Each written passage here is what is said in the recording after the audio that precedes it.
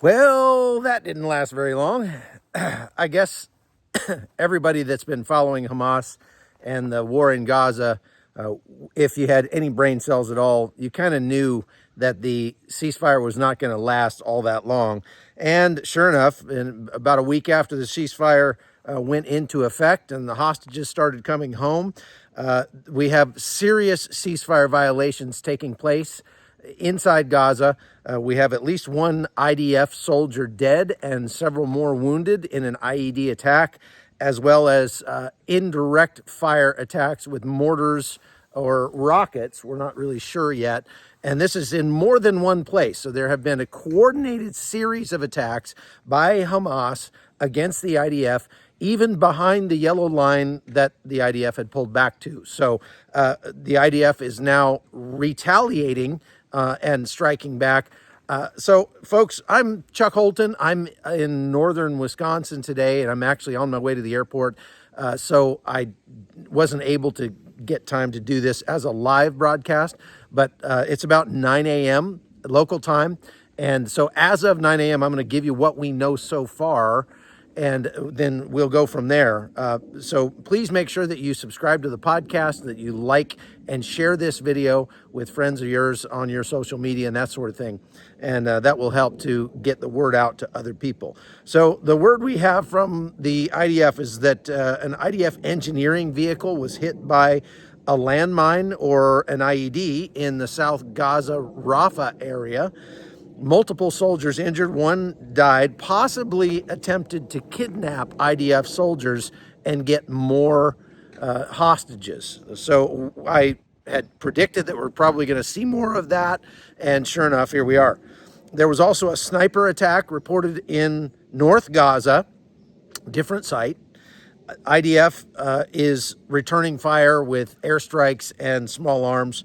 More than two terrorists attempted to cross the yellow line and were eliminated by near Jabalia in central Gaza. So this is 3 different sites. Also reports of Hamas rocket fire at IDF forces or mortars, as well as RPG anti-tank fire, heavy IDF counterfire in Khan Yunis. So it seems like almost all across Gaza now we have fighting that's taking off. IDF tank fire, returning fire in Rafah. The Al-Sayed platform of Hamas claims that while Hamas militants approached the area of Yasser Abu Shabib in Rafah to assassinate him, the IDF soldiers approached and prevented them from doing so and caused the militants to attack them.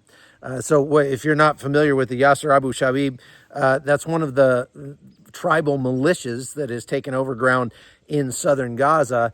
And we've seen that the Hamas that it's left over in Gaza has been trying to reassert its control and its authority over the entire region as the ceasefire took place. And so there have been some fights between them. We've also seen where Hamas has been attacking anybody that they accuse of collaborating with Israel. As a matter of fact, they've been going through some of the videos that were put out not from the Gaza Humanitarian Foundation, but from people who had gotten food from the Gaza Humanitarian Foundation, and they had posted videos on their own thanking GHF for the food. Hamas is going around and collecting up those people, and there's one particularly gruesome video of them breaking the legs of a man who had been in one of those videos with gigantic rocks and lead pipes. Prime Minister Benjamin Netanyahu and the Defense Minister Israel Katz and other senior officials are conducting a phone assessment situational assessment to determine what Israel's response will be to these ceasefire violations. The National Security Minister Itmar Ben-Gvir and the Finance Minister Bezalel Smotrich are both urging a full resumption of military operations in Gaza. Ben-Gvir said, quote, "I call on the Prime Minister to order the IDF to fully renew combat operations in the Gaza Strip with full force. The false illusions that Hamas will change its ways or even abide by the agreement it signed are predictably dangerous to our security. This Nazi terrorist organization must be destroyed completely, and the sooner the better, unquote. The IDF says that they carried out strikes in southern Gaza's Rafah district following an exchange of fire with militants who emerged from a tunnel and opened fire on Israeli troops. No Israeli injuries were recorded in that incident. One source told Israeli Army radio, intense clashes are still ongoing in Rafah. So this is what we're seeing. Like we said, once Israel got its living hostages back, Hamas has been saying all along that they are not going to disarm. Even just yesterday, they put out another statement saying disarmament is not even on the table. We're not even willing to talk about disarming in Gaza. And they're basically saying we are still in control of Gaza. We're going to stay in control of Gaza. And we're not going to abide by the terms of this so-called agreement that was signed in Egypt by President Trump and these other Arab countries. There are also strikes happening in Jabalia in northern Gaza.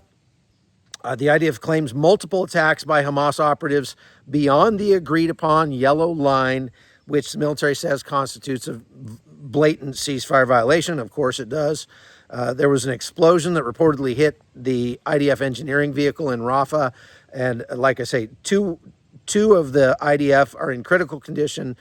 Two more are wounded in light condition, and one is dead. So another IDF soldier down.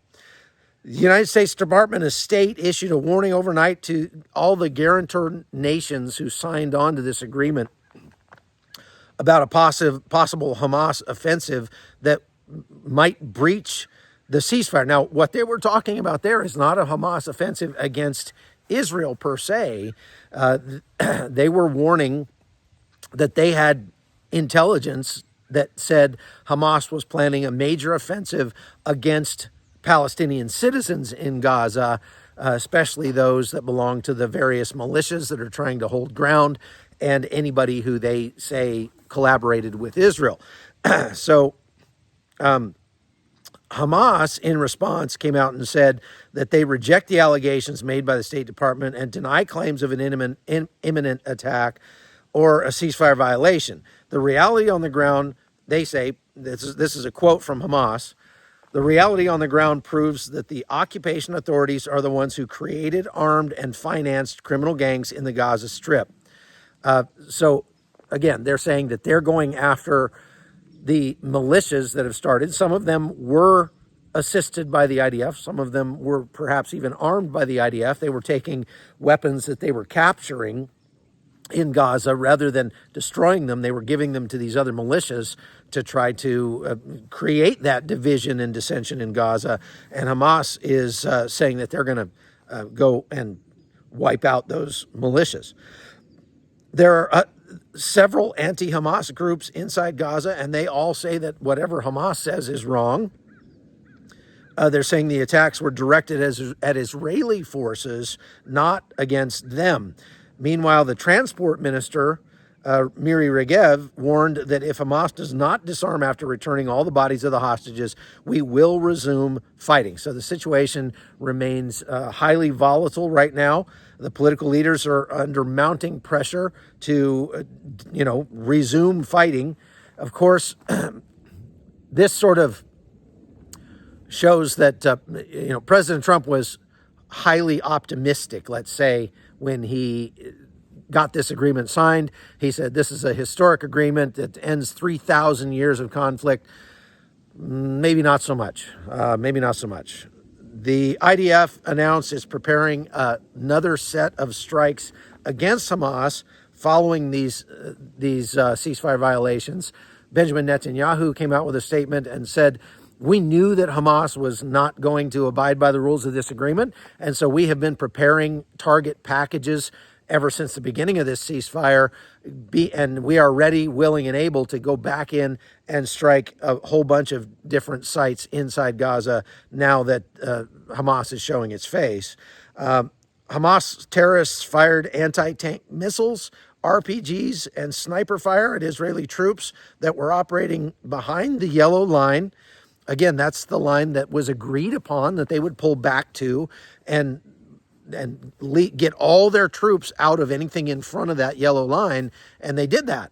So Israel abided by the terms of the agreement. Hamas has not. The IDF said its troops were carrying out a controlled operation to dismantle terror infrastructure in accordance with the terms of the ceasefire when they came under attack. They immediately responded with Air Force fighter jets and artillery that was targeted at multiple Hamas positions in the area. They were able to find and destroy multiple tunnels, tunnel shafts, military structures used for terrorist activity, and so on. Military officials called the incident a blatant violation of the ceasefire agreement, warned that Israel will continue to respond forcefully to any other aggression. It reiterated its commitment to defending its soldiers and maintaining security along the yellow line in Gaza. Benjamin Netanyahu ordered a forceful response, and as I said, he said they knew it would happen. So in response to what Netanyahu said, Hamas officials released a statement and said, quote, "We're committed." They denied involvement. Now, this is right after they said, "Oh no, we were just fighting against the other militias in Gaza, not against the IDF." So Hamas officials now are releasing this ridiculous statement. "We're committed to the agreement and unaware of any incident in the Rafah area. We affirm our full commitment to carrying out everything that was agreed upon, foremost among which is a ceasefire in all areas of the Gaza Strip. We have no knowledge of any events or clashes taking place in the Rafah area, since these are red zones under the control of the occupation, and contact with what remains of our groups there has been cut off since the war resumed in March of this year. We have no information whether they have been martyred or are still alive since that date. Accordingly, we have no connection to any events occurring in those areas and cannot communicate with any of our mujahideen there if any of them are still alive."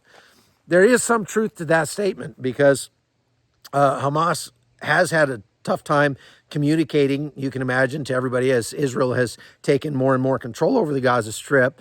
And it's highly likely that there are units of Hamas fighters, or, I mean, at this point, do we even need to call them Hamas? They don't necessarily have to claim Hamas. There are a lot of military-age males in Rafah and other places around Gaza that just hate the IDF, and if they find some weapons or have some weapons, they might plan to, just go out with a bang and go attack some Israeli troops.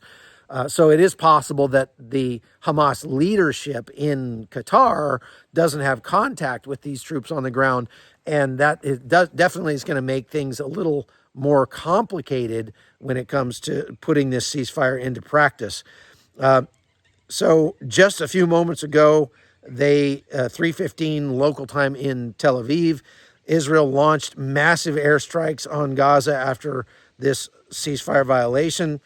And Israel Katz came out with another statement saying Hamas will learn the hard way today that the IDF is determined to protect its soldiers and prevent any harm to them. He said that he emphasized the IDF has been instructed to act forcefully against Hamas terror targets in Gaza. And maybe this will finally help convince President Trump once and for all that we ought to go back to the previously stated policy the United States has of not negotiating with terrorists. That's something that was put into place, I believe, under President Reagan. We don't negotiate with terrorists. That was while there were a lot of American hostages being held in Beirut back in the day. And that was a rule that has been bent at times. My friend Oliver North was involved in, they said, well, we won't negotiate with terrorists, but we will pay money for information leading to the safe return of some of our hostages. And of course, some of that money might have made its way through various intermediaries to terrorist groups. But, that is what it is. The long and the short of it is, trying to negotiate with a group like Hamas, we know that they're going to lie. We know that they're going to they're not going to keep their end of any agreement that they can weasel out of. The only agreement they're going to keep is an agreement they have no choice to keep, It's like C.S. Lewis once said, that it's no use saying that you prefer not to stand up when your legs have been cut off. When you can no longer get up on your own anyway. That's where they have to bring Hamas to in order to get Hamas to abide by these agreements. They just have to have no other choice. According to Gazan sources, the IAF jets struck more than 20 targets across the Gaza Strip, and they're striking targets in central Gaza, in northern Gaza, and in southern Gaza. So this is definitely a resumption of the fighting, maybe not full scale, but it is certainly not a ceasefire anymore. On the front of the hostages, of course, they got the 20 living hostages back. That's a great thing. They have been getting bodies of the deceased hostages back in ones and twos, and there were a total of 28 at the beginning of this, deceased hostages that they were hoping to get back. So far, there are now only 16 that they haven't received their bodies yet. So they've received 12 deceased bodies so far in this thing. And they, as I keep saying, it's likely that they will not receive all of those bodies back ever, because Hamas is not even going to be able to find them. But let's hope that they do. Initial reports from these strikes suggest that Israeli jets struck a major underground terror complex in Nuseirat, which is central Gaza, and dropped dozens of munitions on that target. Israeli officials say that for the first time since the war began, the IDF can now operate in Gaza without the fear of endangering any of the living hostages, thank God. And the latest intelligence confirms no captives remain in the targeted areas. The violation by Hamas has granted Israel clear legitimacy to respond militarily. One more thing on the topic of the living hostages that were released. There were two brothers who were released, and they came out with a video statement, and I will likely go ahead and translate it into English for you and play it for you on our next live. But their video statement basically said, look, guys, we've got a long way to go before we are going to be healthy and back to normal again. And so we're focusing on our recuperation right now. But we just want to make a plea to the Israeli people to stand united against Hamas, to stand united and not allow the left and the right division that we see in Israel to tear our country apart, because we're still seeing these far left protests across Israel against the government. They got what they wanted. These protesters have been saying, bring them home now. They wanted the hostages released. And Benjamin Netanyahu, President Trump, made that happen. They got all the living hostages back in one piece, which is really a miracle. It's a minor miracle right there. And yet these leftist groups are now continuing to go out and protest against the government, and the hostages themselves that have been released are calling for unity. So let's hope that people take that to heart. So that's all I've got for today, folks. I mean, I don't usually do lives on Sundays. I'm not able to do a live broadcast from here in northern Wisconsin because the internet just is not fast enough. So that's why I'm doing this pre-recorded, and I'm going to immediately upload it. So just think of it like it's a live. Unfortunately, I'm not able to answer your questions and interact with you. But if you want to interact with me on a live, we just did this yesterday over at my locals page. If you go to chuckholton.com, you can become a supporter over there. It's $9 a month. It helps keep me doing what I do in the field. And I do these once a month live Zoom calls. Basically, they're Google Meet calls, but where you can get on and talk to me face to face, not just chat in the chat box, but actually speak to me, tell me your feelings, give me your questions. And we had a very great discussion for an hour yesterday with about 50 or so of our supporters. So if you are interested, go over to chuckholton.com and become a supporter there. That's all I got for today. We'll see you next time. Take care.